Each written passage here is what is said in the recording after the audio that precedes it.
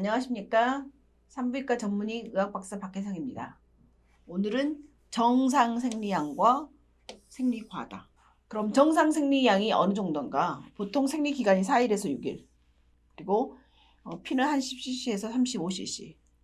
전체 생리기간 동안 보통 크기의 패드가 1개에서 7개, 혹은 탐폰을 1개에서 7개 정도 적셨을 때를 정상생리라 하고, 생리주기당 80cc 이상, 생리대 16개 이상일 경우는 생리과다로 일단 생각할 수 있습니다. 혹은 심하게 출혈하는 여성이 빈혈이 있거나 철분 결핍이 있는데 다른 원인이 없을 경우는 생리과다를 고려하게 됩니다. 그러면 생리량이 보통 15cc에서 30cc, 80cc 얘기를 하는데 우리가 어떻게 생리량을 측정을 할까요? 많은 사람들이 고민을 했습니다. 일단 보통 크기 생리대 1개에 피가 적당히 적셨을 때 한 티스푼 5cc라고 우리가 카운트를 하게 됩니다. 그리고 이게 가장 쉽죠. 생리대가 4개다. 그러면 5, 4, 20cc. 생리대가 8개다. 5, 8에 40cc. 이렇게 우리가 카운트를 하게 되죠. 그래서 보통 한 15에서 30cc를 출혈을 했다.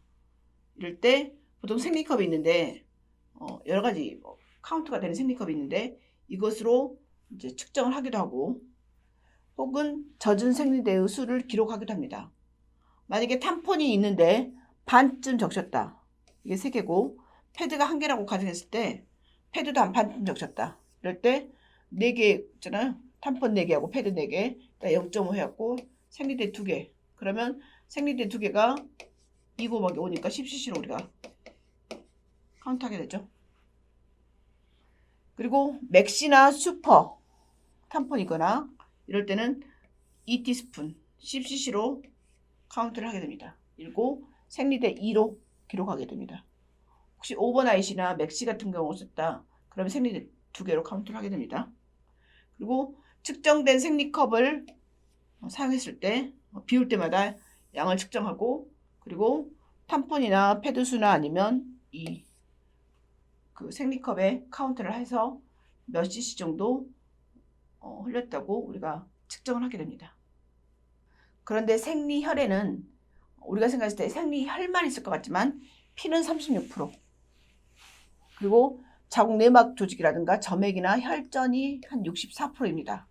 그래서 만약에 우리가 피 양이 몇 cc다, 피 양이 몇 cc다 했을 때 총 손실에 0.36을 곱합니다. 예를 들어 120cc 생리 양이 수집이 됐을 경우 120에 이 0.36을 곱하면 실질적으로 피만 따졌을 때 43.2cc가 출혈이고 나머지는 점액, 정내막 조직이라고 판단을 하게 됩니다. 그러면 우리가 정상 생리양이 30에서 60이다. 그러면 43.2가 이 안에 있기 때문에 정상이라고 보는 거죠. 그리고 여기서 120에서 43.2를 뺀 76.8cc가 다른 성분, 이런 것들인 거죠. 그래서 우리가 패드에 묻은 게 전부 다 피는 아니라는 거죠. 이렇게 생리혈을 측정하게 됩니다. 생리과다가 중요한데 그 생리과다를 의심할 수 있는 증상을 일단 알아보겠습니다. 생리과다가 중요한 이유는 다음에 설명드리겠습니다. 생리대수가 16개 이상이거나 혹은 이 약간 묻음, 정상적인 양, 조금 더 양이 많음, 덩어리나 홍수처럼 양이 많을 때 4를 기록하거나 패드가 16개 이상일 때 생리과다라고 진단할 수 있습니다. 혹은 몇 시간 동안 시간당 하나 이상의 탐폰이나 패드 혹은 생리컵을 적신 경우 이것도 생리과다라고 진단할 수 있고, 그 다음에 생리가 새요, 자다가 보면. 그렇기 때문에 탐폰이나 패드 말고 또 다른 보호장치를 사용해야 된다. 이것도 생리과다입니다. 생리양이 7일 이상이고 덩어리로 뭉텅뭉텅 나오고 일상생활을 못하게 하고 그때마다 너무 피곤하고 숨이 가쁘고 빈혈이 있다. 이거는 다 생리과다를 의심할 수 있는 증상입니다. 생리과다의 원인이 있는데 예를 들어 루프를 꼈거나 미레나를 뺀 거죠. 그다음 다낭성 난소증후군, 자궁내막증, 골반염, 자궁근종, 폴립, 성근증, 갑상선 기능 저하증, 혈액병 같은 혈관 장애, 항응고제나 화학요법을 쓸 경우 생리과다가 될 수 있는데, 특히 이런 질환들이 가임기 여성에게 임신이나 그리고 자궁 적출술까지 갈 수 있는 상황이기 때문에 반드시 생리과다는 원인을 알아야 됩니다. 여러분이 만약에 생리과다면 본인이 왜 생리과다인지 산부인과 가서 원인을 밝혀내셔야 합니다. 만약에 여러분이 생리과다인데 병원에 가서 검사를 해봤는데 특별한 이유 없이 생리량이 많다고 할 경우, 그런 분들을 위한 팁을 말씀드리겠습니다. 일단은 생리량을 측정하기 위해서 앱을 사용할 수 있습니다. 요즘 몇 달 동안 자기 생리량을 기록할 수 있죠. 시작되고 끝나는 시기, 생리컵이나 생리대, 얼마나 자주 교체하는지, 다른 증상이 있는지 기록할 수 있습니다. 그 다음에 이부브로펜, 이게 생리통에도 썼던 약인데 이것은 자궁이 수축하면서 경련을 예방하고 혈류량을 좀 줄이는 데 도움이 되는 성분이 들어있습니다. 그리고 온열 패드, 배를 좀 따뜻하게 하거나 따뜻한 목욕을 하면 근육이 진정이 되고 생리량이 좀 줄을 수 있습니다. 그 다음에 물을 많이 마신다. 그러면 메스꺼움이나 현기증 같은 증상을 완화하고 예방할 수 있고, 철분이 풍부한 음식이 있으면 빠져나간 만큼 보충이 되겠습니다. 급성 출혈이 있을 경우 여러분이 어지럽다고 느낄 수 있는데, 그럴 때 병원에 가면 빈혈 검사를 하게 됩니다. 그럴 때 페리틴이라고 하는 검사를 하게 되는데, 헤모글로빈하고 헤마토크릿이 정상이더라도 페리틴이 낮을 수가 있습니다. 이럴 때는 철분 보충을 하는 게 좋습니다. 그리고 때로는 너무 심한 출혈은 유산일 수도 있습니다. 그래서 임신 반응 검사나 초음파 검사를 하는 게 좋고, 철분제를 복용하는 게 좋겠습니다. 보통 한 1년 정도 매일 철분을 보충하면 철분 저장을 정상화할 수 있습니다. 생리가 과다할 경우 의학적으로 처치가 필요한 경우가 많습니다. 프로게스테론이나 프로게스틴 요법을 쓰게 되는데, 이것은 생리량이 많을 경우 생리량을 줄여주는 데 도움이 됩니다. 특히 생리 기간 때 22일 정도 투여할 경우 출혈이 87% 감소를 하는 경우가 있고, 생리를 늦추거나 멈출 수가 있습니다. 한 주기당 2주 이하로 저용량을 사용할 경우는 별로 효과적이지 않다고 합니다. 취침 시간에 미분화 프로게스틴 300mg이나 메드록시 프로게스테론 10mg을 12일에서 27일, 이게 생리 기간이거든요. 그러니까 한 15일 정도, 15일에서 16일 정도 복용하는 거거든요. 이렇게 복용을 합니다. 혹시 생리량이 너무 많거나 이미 빈혈이 오랫동안 진행했을 경우 3개월 동안 매일 복용하기도 합니다. 그리고 조기 폐경일 경우 이런 경우도 많기 때문에 폐경인지 아닌지도 측정을 하고 그럴 경우 출혈량이 감소를 합니다.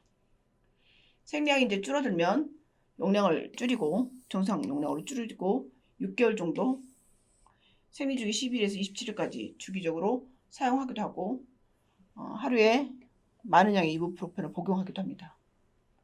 이렇게 심한 출혈이 갱년기 때 굉장히 흔하게 발생하기 때문에 40세 이상의 여성이 장기적으로 여행이거나 외딴 곳에 있을 때는 의사에게 찾아가서 16일 분량의 300mg의 경구용 프로게스테론이나 10mg 메드록시 프로게스테론을 처방을 받아 놓으면 도움이 될 수 있습니다. 경구 피임약을 생리과다 때 사용할 수 있는데, 되게 폐경기에는 효과적이지 않고 청소년기에는 너무 오래 사용할 경우 골 질량이 줄어들 수 있기 때문에 피하는 게 좋고, 이 두 경우가 아니라고 하면 피임약이 생리과다에 도움이 됩니다. 출혈이 많을 경우 간단하게 해결하고 싶다. 그럴 때 프로게스틴 단독요법으로 주사나 임플라논이나 호르몬 IUD, 미레나거든요. 이걸 쓸 수 있습니다. 이거는 모두 배란을 멈추게 해서 호르몬 순환을 방지하는 건데, 이게 처음에는 약간 불규칙한 출혈 패턴이 있어서 이것 때문에 되게 불편하게 생각할 수도 있는데, 시간이 점점 지나면 출혈이 감소할 경향이 있고, 특히 주사를 사용하는 경우 전혀 출혈이 없을 수도 있고, 이럴 경우 피임으로도 사용하면서 이렇게 출혈을 멈출 목적으로 많이 씁니다. 특히 미레나는 굉장히 많이 우리나라에서 쓰고 있습니다. 이럴 목적으로 미레나는 보험이 되고 있습니다.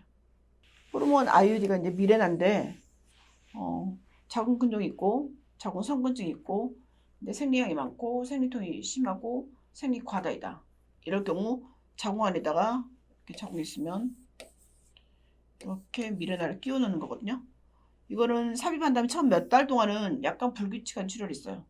특히 한 3개월에서 6개월간은 자궁 내막이 탈락하거든요. 탈락하면서 부정출혈이 있을 수 있는데 한 3개월 정도 지나면 생리량이 3분의 1로 줄고 1년 정도 지나면 생리량이 한 10분의 1로 줄거든요.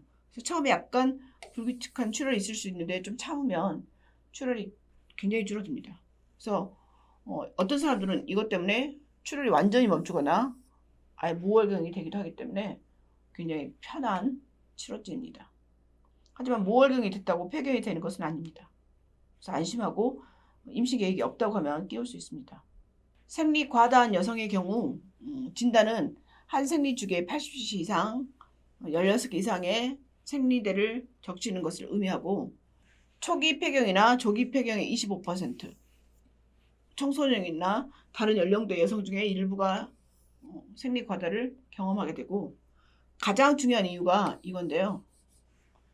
유럽 학회에서 생리 과다 여성의 50% 이상이 자궁 척수술을 받는다고 얘기를 하고 있습니다. 그래서 여러분이 생리 과다가 있으면 절대로 간과하지 말아야 합니다. 특히 가임기 여성이 애도 안 낳는데 생리 과다가 있는데 그거를 방치하다가 자궁 척출을 하게 되면 아예 임신을 못하게 되겠죠. 그래서 미리미리 예방하고 치료를 하는 게 좋겠습니다.